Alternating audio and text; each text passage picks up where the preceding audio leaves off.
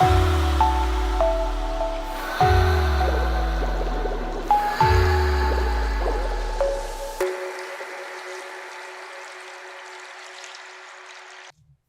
guys, and welcome to this week's episode of the Deep Dive. So this week I'm joined by a guest that you have seen before on the Deep Dive, and this will happen during the Deep Dive because remember, this is a show about products, so it's all to do with what products are on the market at any single time. So this week my guest is the amazing Jame Daws again, and Jame's got a lot to talk to us about, including an upcoming product which we're going to speak about later on. But there is one product we have in stock at the moment, which is his latest release, which we're going to be talking about in a little more detail, and also just talking about what he's been up to, and maybe even chat about this year's Tackling Terrifying Taboos. But before we get into all of that, if you haven't done so already, please hit that subscribe button and that notification bell, and you'll be notified every time we go live on our Facebook and YouTube channel.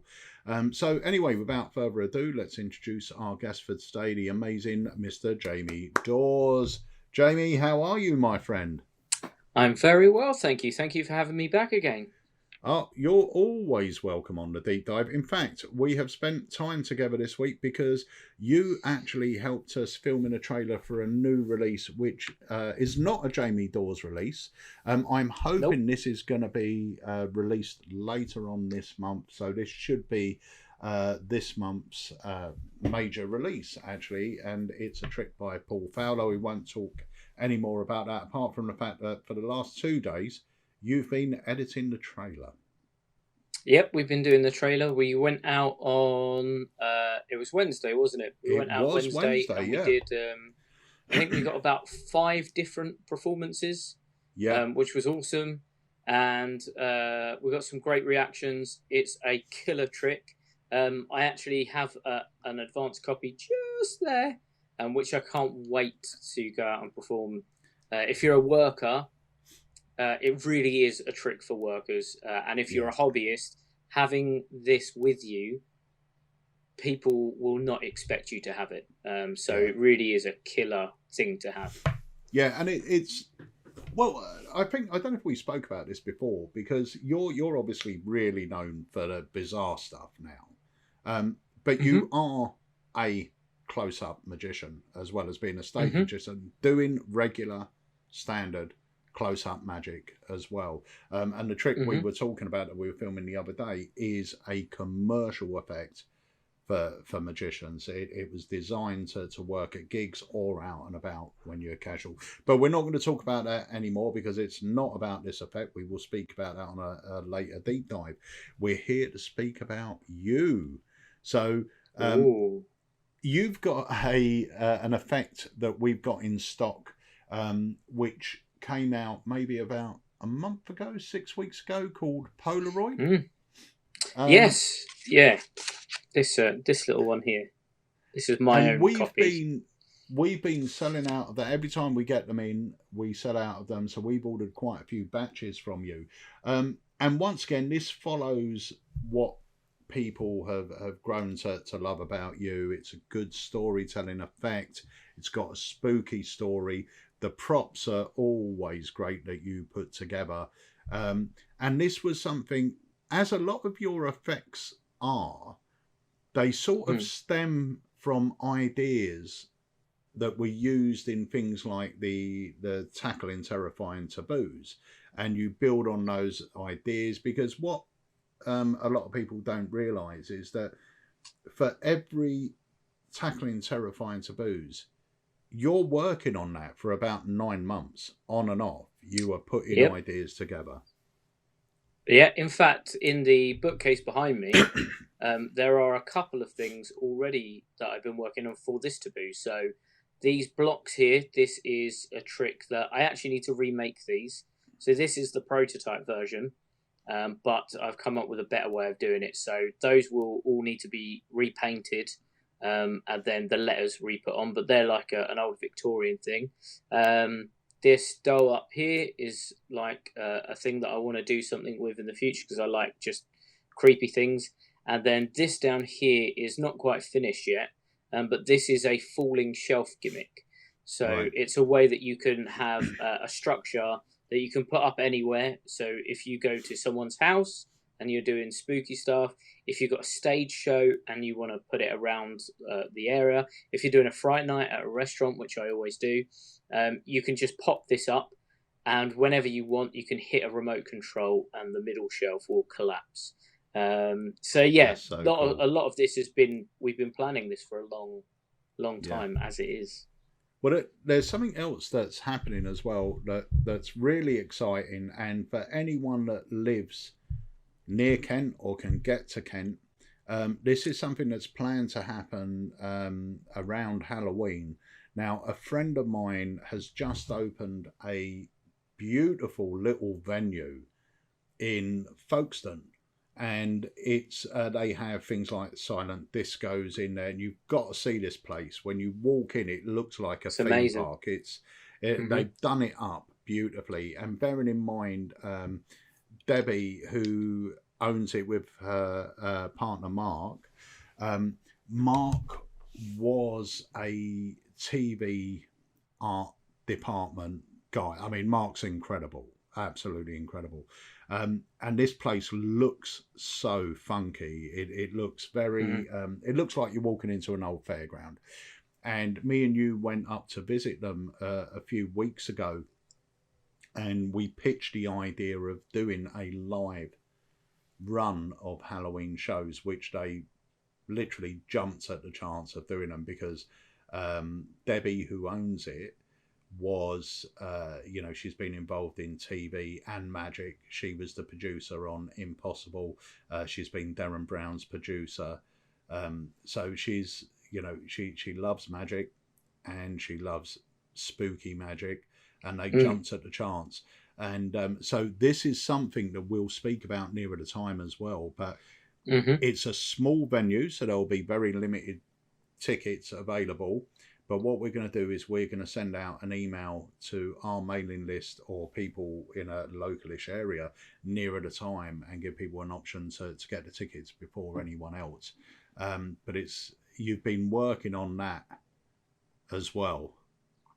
Yeah, so we've been working on that for about a month now, getting the story down, getting some of the scripting ideas, how it's going to work, because what we're planning to do is something that I've never seen anything like it before. There's been things that have been like similar, but certainly nothing ever that has, been exactly this. So working out how we're going to move through all the different spaces and how it's going to work. We know that we're going to have a small batch of VIP people who can come into the venue beforehand, but we've also got a table, and at the very beginning, someone is going to greet them on the street, and my plan is to get them to take out a ticket, and if your ticket has an X on it, you will be taken away from your group or your party or your friends, and you'll be put at this table. And there's a really interesting dynamic there where your family and friends will get the opportunity to watch things happen to you and think that they're safe, but maybe they won't be. But yeah, the venue is absolutely incredible. I can't wait to get to putting it all together, getting in the space and really putting bits and pieces together. And Debbie's been amazing with what she's allowed us. And you said she jumped at the chance, but we actually made her jump that night as well, which was funny. We did. You filmed a great little video as well, like a little teaser thing there, which I wish I could drop into this. Can I drop it into this? Well, I don't know if you have it. No, I haven't. But we said that we might use it as the trailer for Taboos this year, because so it was a concept basically that we filmed, and then we can't really use it for the final promo, but it gives us a good idea of what it's going to look like. So we thought that instead of just scrapping it, we might use it for Taboos, because some of the stuff that we're going to be doing in the show will inevitably get into working with Taboos as well. So yeah, maybe we'll put it. All right, we'll hold off on that. But it's a great little video, and Jenny makes her acting debut. She does. She was very good in it as well. Yeah, she's very patient during the filming as well.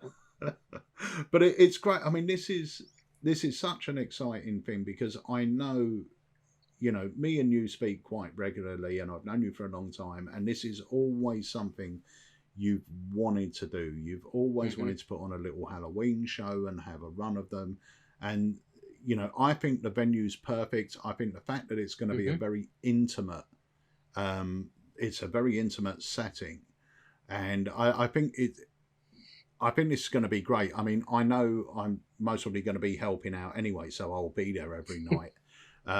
But I'm really looking forward to it. And like you said, it's something different. What you've built and what you've created for it is something different where everyone's going to feel like they are involved in it. I love the concept. I really do. And I can't wait. I'm really excited for it. And I think that the main concept that I'm excited about, and I love the thought, is that I want everyone in the audience to have a different experience. So I want people to go out and as they're talking, not be quite sure of what they've seen or what they've experienced, so that everyone in that audience is questioning what they've really experienced, what they've felt, what they've seen. And hopefully that'll sort of unsettle, but it'll help the narrative after the show, which is again something that I'm really looking forward to trying out. Yeah, no, it's going to be great. I'm really looking forward to it. So that's going to be happening in October. So I know that's something you're working towards as well. And the tackling terrifying taboos is going to be happening as well. So guys, we will be putting that on pre-sale actually quite early this year. So watch out for that because there might be some bonuses or a special deal if you book up early. But I also love the idea with regards to this live show, and this was something we were discussing when we were there, because there's a few little secret areas within this venue, and the idea of having like the select VIP tickets. So there's going to be very few of these. I think you said 10, is it? Or maybe not even 10. I think it's even less. I think it was 6 a night. Yeah, 6 a night of VIP, and they're going to be allowed to arrive about half an hour before everyone else, and they will be taken to a different area, and you're going to put on a very personal half-hour performance for these 6 with storytelling and everything else to really get them into the mood to what's. And they'll get a little bit more of the story as well. So they'll have a different concept of what's going on to the rest of the audience, which again I think is really cool. But the venue that we've booked is beautiful, and upstairs there are these individual parts. So the VIP people will have the opportunity to see those parts of the building and those incredible rooms, and the rest of the audience won't have that opportunity. So but I quite like the idea that those VIP members get that little privilege and that little sneak behind the curtain of what's really going on. Yeah, 100%. It's great. I'm really excited about it. Really excited. I know I'm not doing anything, but I'm just excited to be part of. You'll be a lot more of a part of it than people realise. It'll be lots of consulting, lots of is this a good idea or is this rubbish? And then putting everything together, I think, towards the end. Even we talked about doing dress runs, didn't we? Of getting like a group of friends and family and to do a couple of trial runs. Yeah. So maybe nearer the time we'll think about having a ballot for some people, VIP, Alakazam members, and seeing if they want to come along. Maybe put 2 tickets out there for a preview or something as a little prize. Yeah, that'd be cool. That'll be great. That'll be great. So let's speak about the effect that we're here to speak about. So Polaroid, give us a bit of a background on Polaroid, because those who joined us, it was last year's Taboos that it was on. It was, It has changed since then. So give us a little bit of a background about where it started and tell us a little bit about the effect. I have got a trailer here as well, so we can play the trailer in a while as well. So I'll hand it over to you. You give us a bit of the background. Cool. So I've always loved Polaroids as a concept, especially with magic. There's a rich history of Polaroids in spirit photography and in bizarre magic. However, the reality is it's quite difficult to find good quality Polaroids at a decent price. So having a stack of Polaroids, if you do your research, is expensive to get done, and that to produce would, it wouldn't be worthwhile basically. So I've always had loads of different ideas of Polaroids. I've got another 2 or 3 ideas of Polaroids, but this was the first one that was built on an idea from Taboo's last year, but it's completely different to Taboo's last year. The concept is sort of the same, but a completely different method, and different props. So the original that was in Taboo's, I think, used a clever ploy, which obviously I can't go into, but it was the photos that were seen and the wording that you're using allows you to know what someone is thinking of. So I wanted to expand on that. So with Polaroid, it allows you to hand a stack of Polaroids to one person. They can legitimately begin with a random rolled dice number, or in some cases, you can just use their name, and they can put Polaroids to the back and find a random person. You legitimately do not know who this person's going to be at the beginning of the routine. And then they then hand it to the next person who spells out a name, and they look at a second person and remember them, and then they pass it to a third person who takes out their Polaroid and holds it on their palm.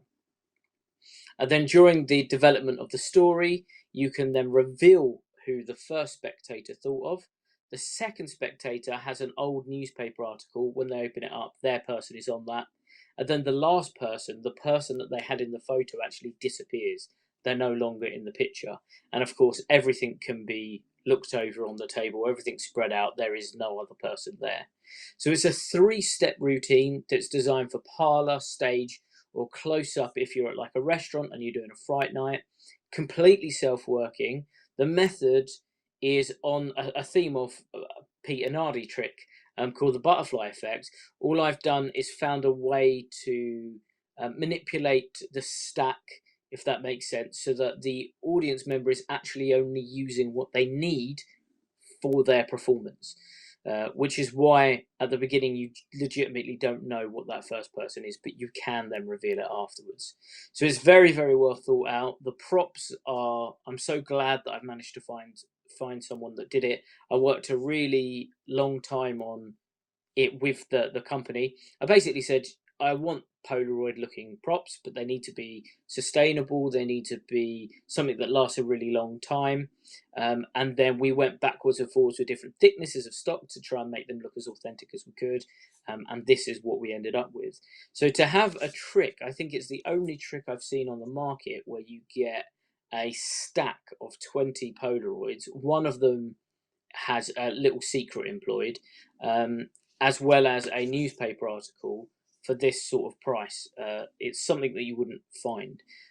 But what's lovely about it as well is if you use your imagination, and I am working on a PDF which I'm going to put on the Facebook group eventually, full of additional routines that you can do with the Polaroids, because they are just essentially a stack of Polaroids that you can do whatever you want with.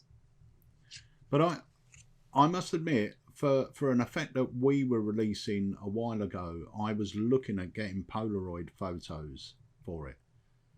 They are so expensive. They are really so expensive to get. And the fact is, you've done an incredible job with the design of them and everything else. And like you said, to have and I know this for a fact, and I sort of said this before about like when you're manufacturing products, I know people mostly they see the finished products and they go, oh yeah, that's they don't really think that much into it. But I know because I spoke to you, and I remember when you were so excited that oh, they're turning up today, and when you looked at them, you went, they're all wrong. So they all ended up in the bin, and you had to get them all done again. And a lot of people don't see that side of it. I mean, we've just had a trick that's come in, and we were packing them all up, and we realised, or Emma, who was packing them, realised there was one mistake on them. And it's like, oh my God, there's 300 of them packed, now have to be unpacked.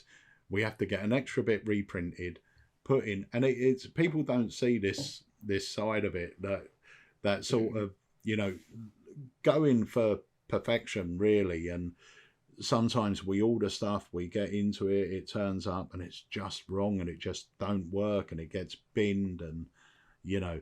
But I remember that. Yeah, I remember that day you rung up and you were so excited. Then you looked at them and you went, they're wrong. They're just all wrong. Yeah, but you know, you went back, you got them all done, and had more meetings with the company, because I think they agreed to do what you wanted done, and then when they were wrong, said, well, we can't do what you want. And then after talks and talks and talks, you eventually got it done. And the end result is perfect. And I've said this to you before, I don't know, and this isn't sales talk, I don't know how you do it for the price. I really don't, because especially with your stuff as well, there's a lot of manual labour in what you release. Yeah, it takes forever on some of these. It really does. Even the collating though, like you've got tricks that you have to collate, but even in order for these, you know, I had X number of envelopes which had to have the stickers put on, which I had to do, and then inside here there are newspaper clippings which need folding 4 times and then put in, and then you have to collate all of the Polaroids and make sure that you definitely put one of each in. Yeah. Because sometimes you'll get a customer, very rarely, say, oh, I've got 2 of the same one. And you're like, oh, no, that's my area because I wasn't concentrating or whatever at the time. So it takes hours and hours and hours just to put the packs together. And then if they do, like the newest one that I've got, Float, that requires 2 A2 posters to be folded in a very specific way, and then attached to each other, and then Polaroids put in, and then there are envelope inserts which need to be put on, and then the stickers on the end.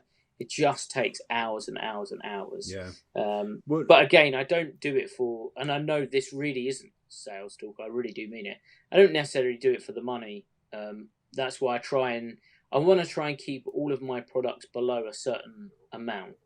Yeah. That way they're affordable for everyone, but it still makes it worthwhile producing, because otherwise there's no point in putting in the effort. Yeah. No, I agree. And, you know, the thing that I like about your stuff, and I've always liked about it, you know, I'm a big fan of storytelling. Even when I perform a close-up trick, it's usually got patter built around it. I'm not really one for these pick a card, watch this, bang. You know, I do like to put a sort of story to it.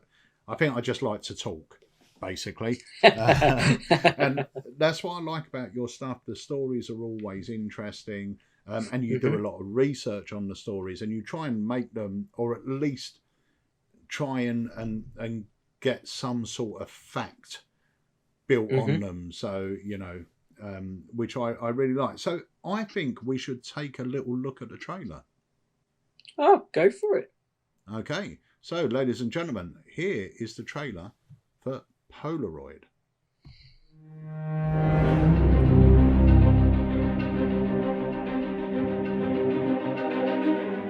So I'm going to tell you all an interesting story, but before we begin, I've actually got a newspaper article, and Harry, you're going to look after that for me. Place it somewhere that I can't get to it, or just hold on to it. Actually, no, you're going to need your hand, so place it on the table for a second. It was a really interesting story that I stumbled across. So it happened in the late 80s, and it was a series of disappearances. And these disappearances ended up being called the Polaroid disappearances. That's because something really strange happened in that these Polaroids of the people who were taken were discovered. So, for example, Jenny, if you were to go missing tomorrow, it's not me, a Polaroid would be left of you in place of you. Now, the even stranger thing is the majority of these people ended up returning, but none of them had a memory of where they'd been or what had happened to them. Everyone returned except one person. We'll get onto that in a minute. These are some of the Polaroids that were actually kept of them. So these were under an auction that happened last year, and it was quite a macabre auction. It was an auction of sort of serial killer things that had happened over the years and ghost story things and like that, stuff like that. So I won't actually show you all of them at the moment, but I do want to start off at a random position. So Andy, you're going to take them.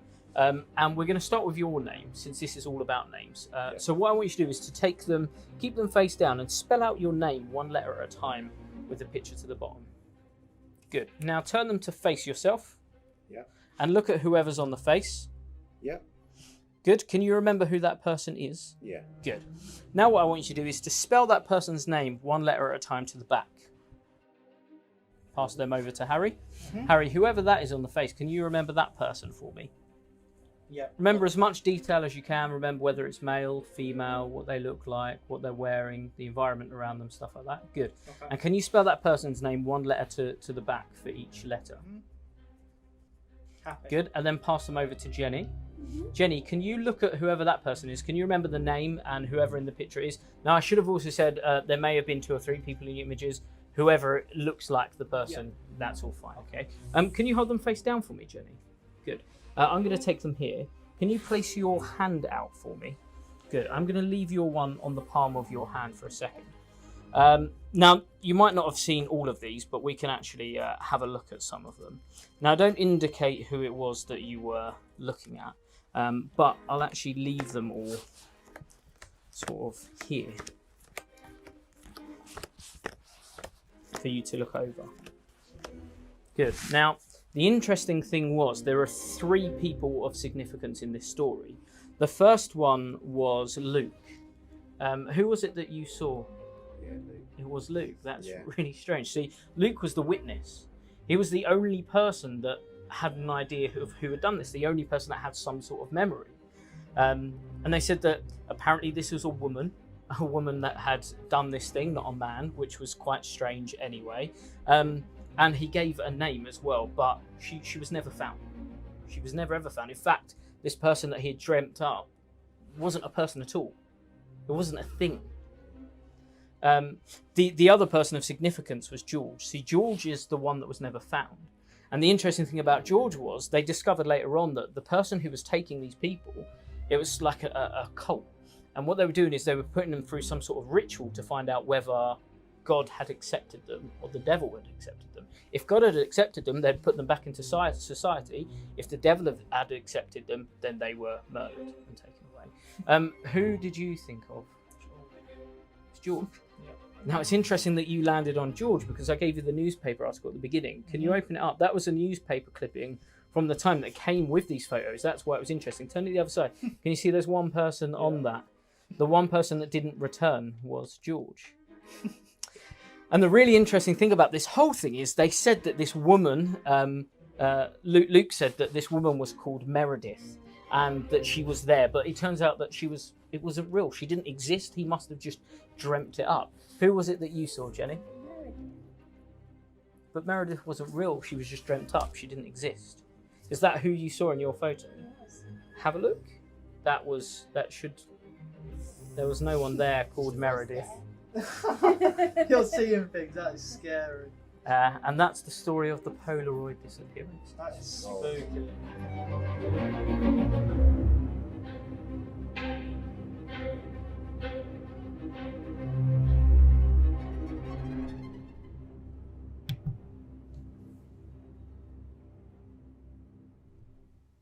It's great.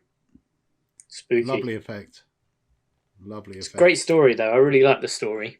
Yeah, and it's totally self-working. Like you said, the method does all the work for you. It's there's no slights or anything, and you do get the gimmicks inside there that help it sort of go along. So that's the Polaroid. That's available from Alakazam now. There will be a link below this video, and also you can click, there should be a button above if you're interested in one, or if you want to watch the trailer again, you can pop over to the website, watch the trailer and read a bit more about it. You have got another effect coming out pretty soon. You actually released it to your subscriber list a month ago, and people on your subscriber list do tend to get first pickings at your brain. And they always sell me out as well. They're so, my following on my website, they're just incredible. As soon as I put things on there, typically the first batch will sell out within a few hours, if not a day. Yeah, it's great. So when would we be expecting the new one? The new one's called Float, right? Yeah, so the new one is this one, which again was, everything happens symbiotically, because this was based on another routine from Taboos, but this was Taboo 1, I think it was, right. Which was like 6 or 7 years ago now, and it's one of my favorite things that I ever produced, and it's one of the ones that most people have emailed me about, like, will it ever be made available so that it can be like made with good props, basically quality props. And then the ending of the one in Taboos was very different. Yeah. And you wouldn't really be able to do it, let's be honest, in a normal environment. So then I had this idea of, like, again, like a Polaroid, because I'm obsessed with Polaroids. But it's never been able to be done. So I'll show you, this is my original one, which I had years ago. This was from the original Taboos, but this was my own copy that I handmade these Polaroids, basically.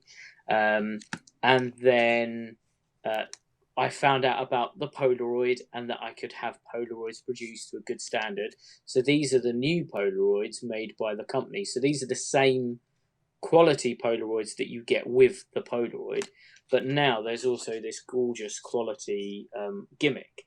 And to show you how much more quality it is, in terms of like the thickness and how well printed it is, this is the original, which was just me printing it at home. And this is the gorgeous new thick. It's double laminated, so it lasts a really long time. But now it has an ending as well. And everyone knows with my stuff, I like to make it as simple in terms of execution. So what's really clever is, with Float, the way that it's constructed allows everything to hide a lot better and is completely self-working. So there is something that you have to do at the beginning that ordinarily you would have to worry about. Yeah. It's all self-contained. So it's all self-contained within one unit. So that unit will do everything for you. I've even gone as far as making sure the corners are snipped to make it easier to access everything. And again, this is the same company that made the Polaroid. So they've even done things like, for the packaging, I try and follow Alakazam as best I can with quality packaging. And inside, we've even had these custom envelopes made, so that when you open it up, it looks like a grungy circus inside. So yeah, this is the next one. The problem is it's labour intensive for me. So I've got a massive box just off of screen full of everything ready to be put together. And I just need to sit down and put it all together. But as soon as they'll be winging their way to Alakazam, so that you can grab them from Alakazam as well. Top stuff. So, Jamie, I think that brings us to the end of this week's deep dive. Just want to say thank you for joining us and telling us a bit more about Polaroid. No doubt we'll be seeing you again when Float comes out. No doubt, no doubt. And we'll keep everyone updated with regards to the show that's coming up in October and where they can get tickets for that. And also tackling terrifying taboos. And there's a lot of exciting things planned. So there's a lot to talk about in the future. But Jamie, I want to thank you for joining us. Thanks for having me again. And we will see you soon on the deep dive. Jamie, thank you very much. Bye-bye. So, guys, that's it for this week's deep dive. I want to thank my good friend Jame Daws for spending the time coming on and talking to you guys and talking to me about Polaroid. It's a great trick. We've got them in stock. Go and grab yourself one if it's the type of thing that gets you excited. It's a brilliant story-based effect with some great sort of darker magic built in, a dark story. And remember, if you haven't done so already, please hit that subscribe button and that notification bell. You'll be notified every time we go live on YouTube. And if you don't follow us on Twitter, I don't think we're on Twitter, so don't bother with that. Instagram or Facebook, go over and give us a like and a follow. And also, if you haven't downloaded our app, go download the Alakazam app from either the App Store or Google Play, because every Thursday afternoon, Harry goes live and basically beams into the app. You watch him within the app. It's not on Facebook. It's not on YouTube. It's only for app users. And he goes with a live show every Thursday afternoon. And the other thing is as well, is if we get exclusive items, and we've only got a few of them, you'll find that you have got access to them before anyone else. If you've got the app, it will hit the app before it actually hits our current website. So getting the app will be beneficial, so go do that. And thank you so much for watching us on the deep dive and joining me for the deep dive, should I say. And I will see you next week with another deep dive. Have yourselves a brilliant week, and I'll see you next week.